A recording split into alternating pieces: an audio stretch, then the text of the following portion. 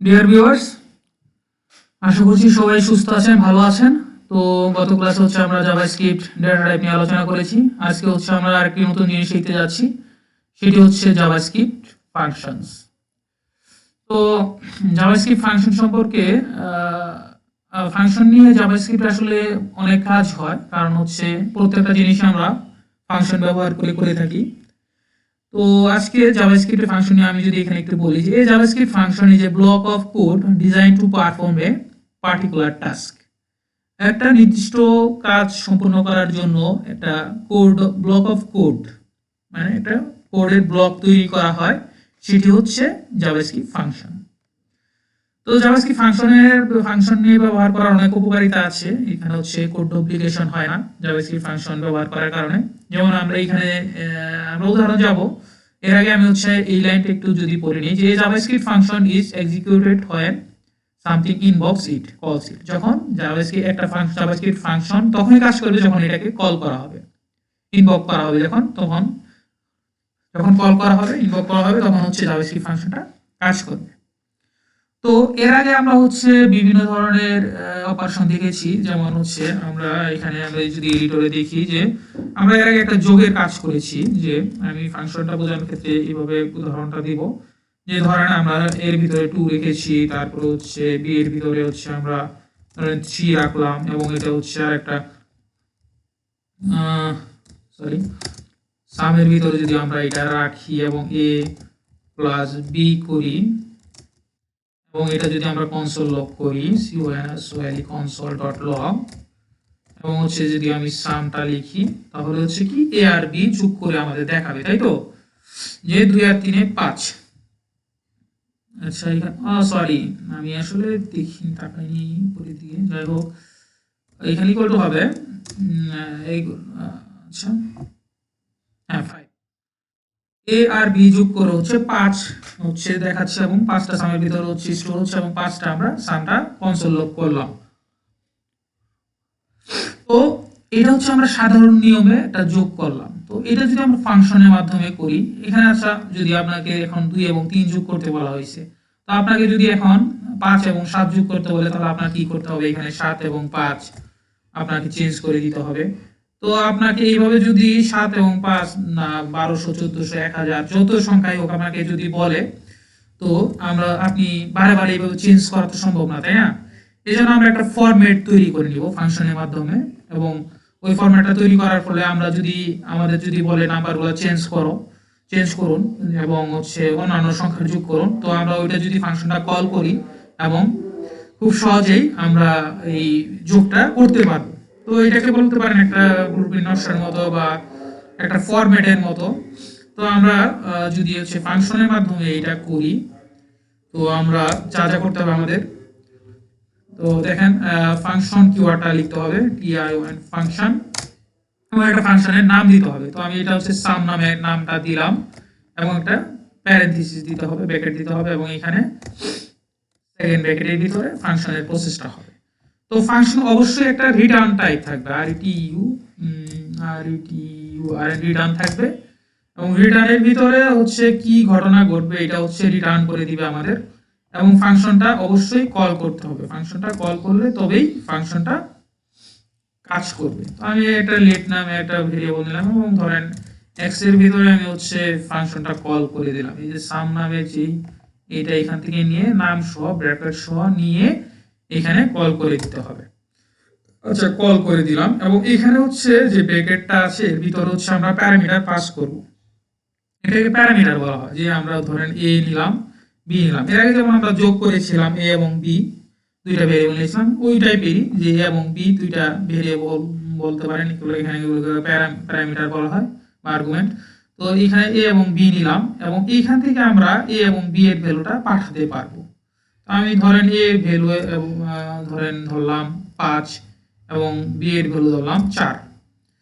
তাহলে এই যে এখানে আমরা প্যারামিটারটা দিলাম, তো এখানে 5 এবং 4 এই সামের ভিতরে থেকে আমরা কল করে ফাংশনটা এখানে কল করে পাঠালাম। এখানে a এর ভ্যালু এখন 5 স্টোর হয়েছে, b এর ভ্যালু 4 স্টোর হয়েছে। তো আমরা যদি ফাংশনের ভিতর আরেকটা ভেরিয়েবল নিয়ে a এবং b এটা যোগ করে দেই, ধরেন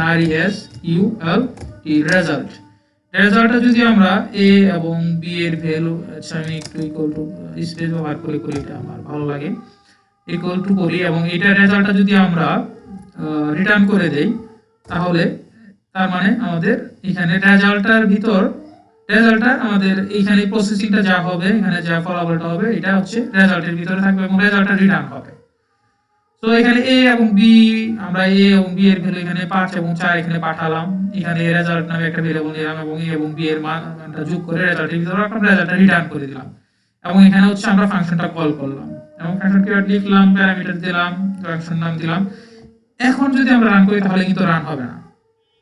এখন আমরা যদি রান করি তাহলে রান হবে না, কারণ হচ্ছে আমরা ফাংশনটা কল করেছি ঠিক আছে, কিন্তু আমরা কোনো কনসোল লগ ব্যবহার করিনি।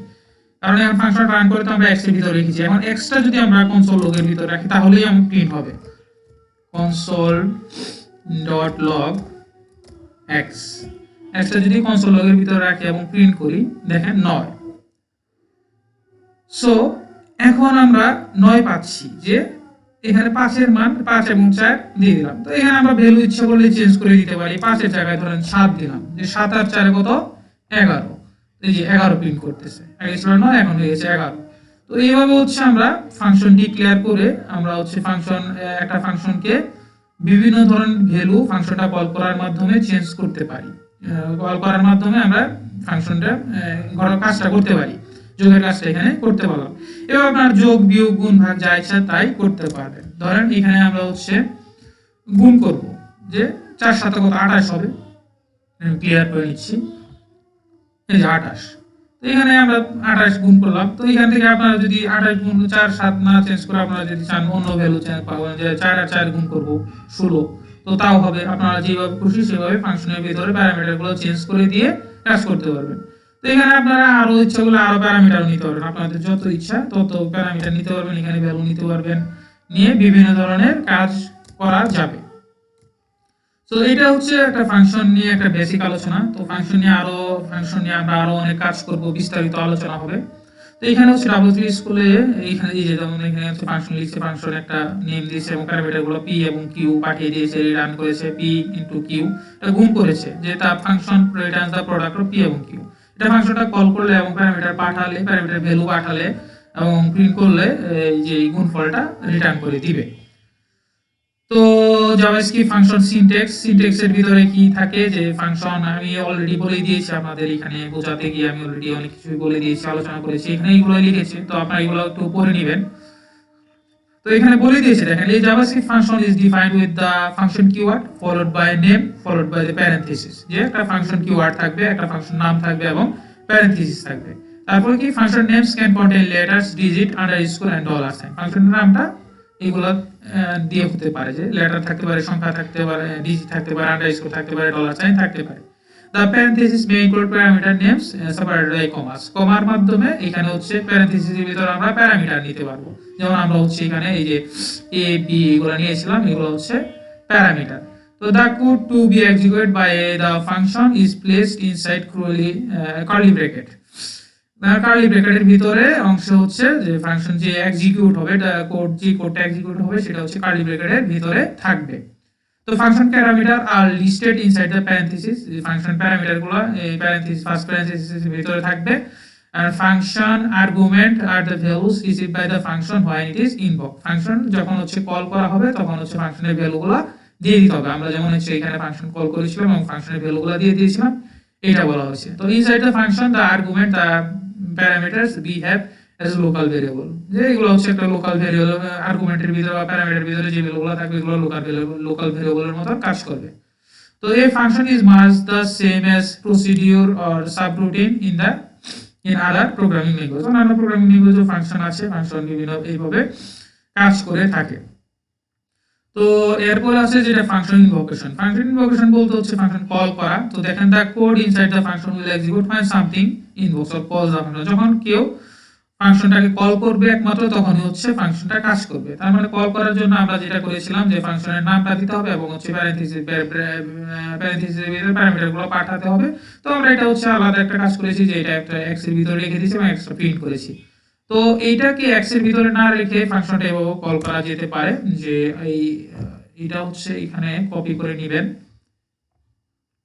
হ্যাঁ এখানে কপি হচ্ছে না কি মাউসের সমস্যা নেই, হ্যাঁ ওকে কপি হয়েছে। এবং এটা হচ্ছে কনসোল লগের ভিতরে সরাসরি এভাবে দিয়ে দিলেও কিন্তু কাজ করবে, কোনো সমস্যা নেই।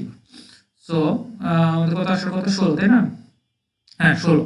তো এইখান থেকেও কনসোল লগের ভিতরে আমরা ফাংশন কল করে আমরা হচ্ছে এখানে প্রিন্ট করে দেখতে পারি। ওকে, তারপর হচ্ছে ফাংশনে একটা রিটার্ন টাইপ থাকবে, আমি দেখিয়েছি এই যে রিটার্ন, অবশ্যই ফাংশনে একটা রিটার্ন টাইপ থাকতে হবে, রিটার্ন টাইপ ছাড়া ফাংশন কাজ করবে না। এই যে রিটার্ন টাইপ থাকবে। তারপরে এখানে আরো আসলে অনেক কিছু আলোচনা করেছে যে কেন ফাংশন, হোয়াই ফাংশন, তারপরে লোকাল ভেরিয়েবল ইত্যাদি ইত্যাদি নিয়ে আলোচনা করেছে। তো আমরা একটু দেখি যে ফাংশন কেন ফাংশন, যে we can reuse code, define the code once and use it many times. আমি এটা অলরেডি আপনাদের বলে দিয়েছি যে আমরা একটা কোডকে বারে বারে ব্যবহার করার জন্য ফাংশন ব্যবহার করতে পারবো। কারণ ওই যে আপনাদের এখানে যে আগের উদাহরণটা দিয়েছিলাম যোগ করার জন্য, যে এর মধ্যে একটা ভেরিয়েবল রেখে দিয়েছিলাম এবং বি এর ভিতরে আরেকটা ভেরিয়েবল রেখে দিয়েছিলাম, এবং এটা যদি 1000 টাইম করা হয়, 500 টাইম করা হয়, যাই হোক, বারে বারে ভেরিয়েবলের ভ্যালুগুলো চেঞ্জ করে করে দিয়ে করার অনেকটাই কঠিনতর ব্যাপার। তো এই জন্যই ফাংশন আসলে কাজ করে, যে কোড ডুপ্লিকেশন যাতে না হয় এবং একটা ফাংশন ব্যবহার করে যাতে আমরা অনেকবার এই কোডগুলো ব্যবহার করে আমরা অনেকগুলো কাজ করতে পারি ফাংশন কল করার মাধ্যমে। তো এই জন্য আসলে হচ্ছে মেইনলি ফাংশন।